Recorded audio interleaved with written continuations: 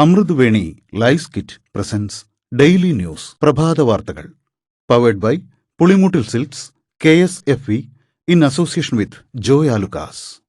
ഇത്തവണ ഫസ്റ്റ് അടിക്കില്ലേ നമ്മള്?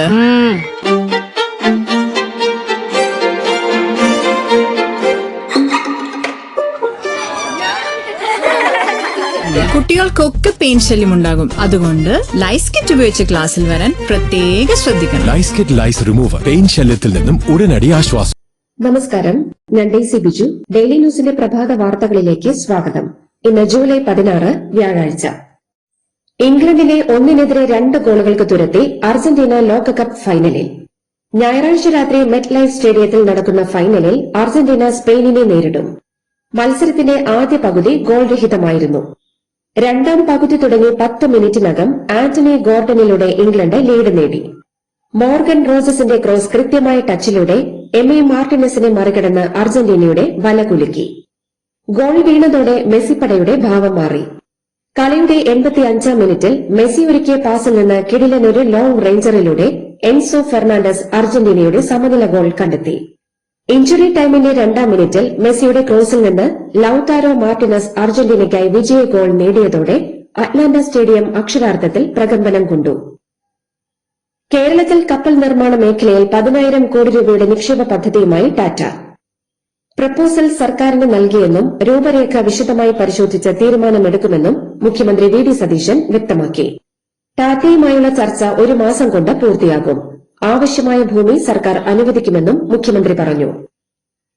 വൈദ്യുതി ഉൽപാദനം കുറയുകയും ഉപയോഗം കൂടുകയും ചെയ്തതുമൂലം രാത്രി 7:15 മുതൽ 12:15 വരെ സംസ്ഥാന വ്യാപകമായി വൈദ്യുതി നിയന്ത്രണം അനിവാര്യമെന്ന് KEC. വൈദ്യുതി വിലക്കയറ്റവും വേനൽക്കാലത്ത് മറ്റു സംസ്ഥാനങ്ങളിൽ നിന്ന് കടം വാങ്ങിയ 530 മെഗാവാട്ട് മടക്കി നൽകേണ്ടി വരുന്നതും പ്രതിസന്ധി വർദ്ധിപ്പിച്ചെന്ന് മന്ത്രി സണ്ണി ജോസഫ്. UDF കാലത്തെ ദീർഘകാല കരാർ റദ്ദാക്കിയതും സോളാർ വൈദ്യുതി രാത്രിയിലേക്ക് സംഭരിക്കാനാകാത്തതും പ്രതിസന്ധിക്ക് കാരണമായി. AC, അലങ്കാര വിളക്കുകൾ തുടങ്ങിയവ നിയന്ത്രിക്കണമെന്ന് മന്ത്രി അഭ്യർത്ഥിച്ചു. സംസ്ഥാന വഖഫ് ബോർഡിന്റെ പ്രവർത്തനം ഹൈക്കോടതി താൽക്കാലികമായി മരവിപ്പിച്ചു. ഭരണഘടനാ വിരുദ്ധമായ പ്രവർത്തനങ്ങൾ ആരോപിച്ച് വഖഫ് ബോർഡിനെതിരെ നൽകിയ നിരവധി ഹർജികൾ പരിഗണിച്ചാണ് കോടതി നടപടി. വഖഫ് വകുപ്പിന്റെ ജോയിന്റ് സെക്രട്ടറിക്ക് താൽക്കാലിക ചുമതല നൽകി. നയപരമായ തീരുമാനങ്ങൾ പാടില്ല. മൂലധന നിക്ഷേപങ്ങളോ ചിലവോ പാടില്ലെന്നും ജുഡീഷ്യൽ സിറ്റിംഗ് നടത്തരുതെന്നും കോടതി വ്യക്തമാക്കി. കേസ് ബുധനാഴ്ച വീണ്ടും പരിഗണിക്കും. ഹൈക്കോടതിയിലെ സർക്കാർ പ്ലീഡർമാരുടെ നിയമനത്തിൽ അറ്റോർണി അനൂപ് വി നായർ നൽകിയ പട്ടികയാണ് സർക്കാരിന് കൈമാറിയതെന്ന് ലോയേഴ്സ് കോൺഗ്രസ് സംസ്ഥാന പ്രസിഡന്റ് അഡ്വക്കേറ്റ് PK റഹ്മാൻ. വിവാദത്തിലായ ശരത്തിന്റെയും ജിയോണ ജെയിംസിന്റെയും പേരുകൾ നൽകിയത് അനൂപാണ്. അനൂപ് നൽകിയ പേരുകൾ അതേപടി സമർപ്പിക്കാനാണ് മുഖ്യമന്ത്രി വി.ഡി. സതീശൻ നിർദ്ദേശിച്ചത്. വിവാദമായപ്പോൾ തന്റെ തലയിൽ കെട്ടിവയ്ക്കുന്നുവെന്നും പ്രസിഡന്റ് അഡ്വക്കേറ്റ് PK റഹ്മാൻ വിമർശിച്ചു. ഗവൺമെന്റ് പ്ലീഡർ നിയമനത്തിൽ മുഖ്യമന്ത്രിയുടെ പരിഹാസത്തിനെതിരെ KSU രംഗത്ത്. KSU പ്രവർത്തകർ ഉന്നയിച്ചത് വൈകാരികമായ പരാതിയായിരുന്നുവെന്ന് പ്രസിഡന്റ് അലോഷ്യസ് സേവ്യർ പ്രതികരിച്ചു. മുഖ്യമന്ത്രി അല്പം കൂടി ജാഗ്രത പുലർത്തേണ്ടിയിരുന്നു. മുഖ്യമന്ത്രിയെ നേരിൽ കണ്ട് KSUവിന്റെ നിലപാട് അറിയിക്കുമെന്നും അദ്ദേഹം പറഞ്ഞു. ഉമ്മൻചാണ്ടിയെ ക്രൂശിക്കാനാണ് തന്നെ കള്ളക്കേസിൽ കുടുക്കിയതെന്നും ശത്രുക്കൾ പുറത്തല്ല ഉള്ളിൽ തന്നെയായിരുന്നുവെന്നും ടെന്നി ജോപ്പൻ. അറസ്റ്റിനു മുൻപ് ചോദ്യം ചെയ്യാൻ വിളിച്ചപ്പോൾ IG ഹേമചന്ദ്രൻ തന്നെ മുഖത്തടിച്ചു. സോളാർ സാമ്പത്തിക തട്ടിപ്പ് കേസിൽ ടെന്നി ജോപ്പനെ പ്രതിപട്ടികയിൽ നിന്ന് ഒഴിവാക്കിയ ഹൈക്കോടതി വിധി ഉമ്മൻചാണ്ടിക്ക് സമർപ്പിക്കുന്നുവെന്നും ടെന്നി ജോപ്പൻ പറഞ്ഞു. തന്റെ ഔദ്യോഗിക ജീവിതത്തിൽ ഉമ്മൻചാണ്ടിയുടെ PA ആയിരുന്ന ടെന്നി ജോപ്പനെ എന്നല്ല ഒരു പ്രതിയെയും മർദ്ദിച്ചിട്ടില്ലെന്ന് പോലീസ് ഉപദേഷ്ടാവ് A ഹേമചന്ദ്രൻ. ഇക്കാര്യത്തിൽ താനൊരു പരസ്യ പ്രതികരണത്തിനില്ലെന്നും A ഹേമചന്ദ്രൻ പറഞ്ഞു. സോളാർ സാമ്പത്തിക തട്ടിപ്പ് കേസിൽ ചോദ്യം ചെയ്യലിനായി വിളിപ്പിച്ചപ്പോൾ അന്നത്തെ IG ആയിരുന്ന A ഹേമചന്ദ്രൻ മുഖത്തടിച്ചു എന്നായിരുന്നു ജോപ്പന്റെ ആരോപണം. സോളാർ പീഡന കേസിൽ കോൺഗ്രസ് നേതാക്കളായ ബെന്നി ബെഹനാനും KC ജോസഫും കോടതിയിൽ മൊഴി നൽകി. മുൻ മുഖ്യമന്ത്രി ഉമ്മൻചാണ്ടിയെ സോളാർ പീഡന കേസിൽ കൊടുക്കാൻ KB ഗണേഷ് കുമാർ ഗൂഢാലോചന നടത്തി എന്ന ഹർജിയിലാണ് മൊഴി നൽകിയത്.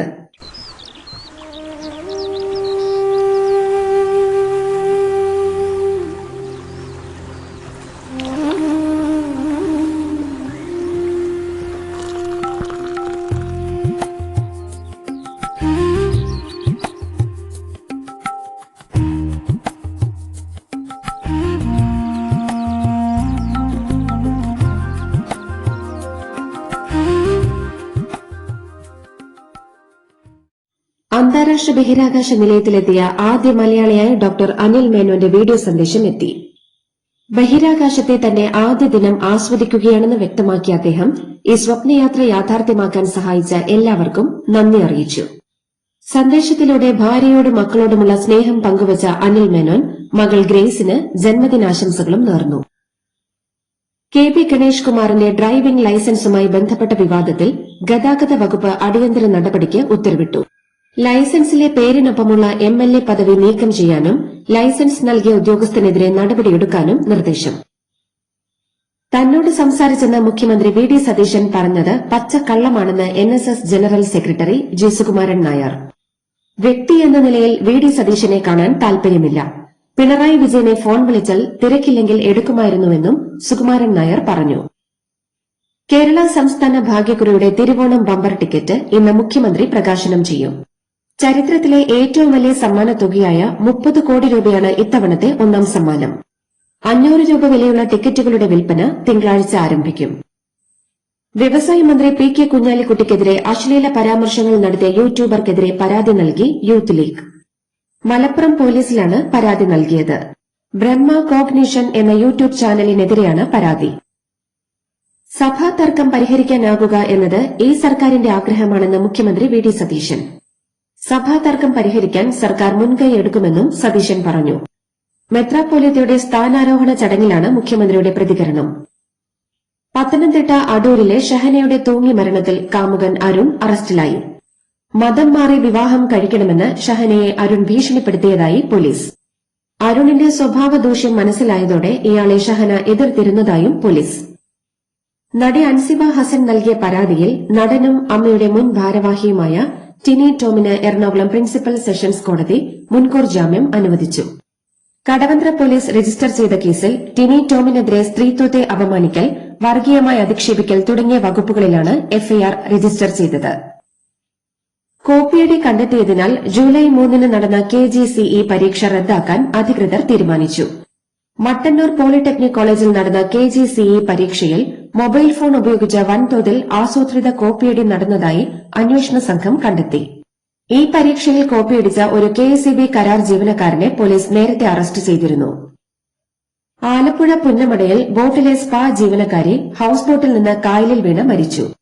തമിഴ്നാട് രാജപാളയം സ്വദേശി ശരണ്യയാണ് മരിച്ചത്. സംഭവ സമയത്ത് ബോട്ടിലുണ്ടായിരുന്ന 5 തമിഴ്നാട് സ്വദേശികളെ പോലീസ് ചോദ്യം ചെയ്തു. CCTV ദൃശ്യങ്ങളും പോലീസ് പരിശോധിച്ചു. പയ്യന്നൂരിലെ 1.5 വയസ്സുകാരന്റെ മരണത്തിൽ പയ്യന്നൂർ ബേബി മെമ്മോറിയൽ ആശുപത്രിയിലെ ഡോക്ടർമാർക്ക് ഗുരുതര പിഴവുണ്ടായെന്ന് മെഡിക്കൽ ബോർഡിന്റെ വിലയിരുത്തൽ. ഡോക്ടർമാരുടെ ഭാഗത്തുനിന്നുമുണ്ടായത് കുറ്റകരമായ അനാസ്ഥയാണെന്നും കുട്ടിക്ക് ജനറൽ അനസ്തേഷ്യ നൽകേണ്ടിയിരുന്നില്ലെന്നുമാണ് മെഡിക്കൽ ബോർഡ് വിലയിരുത്തുന്നത്.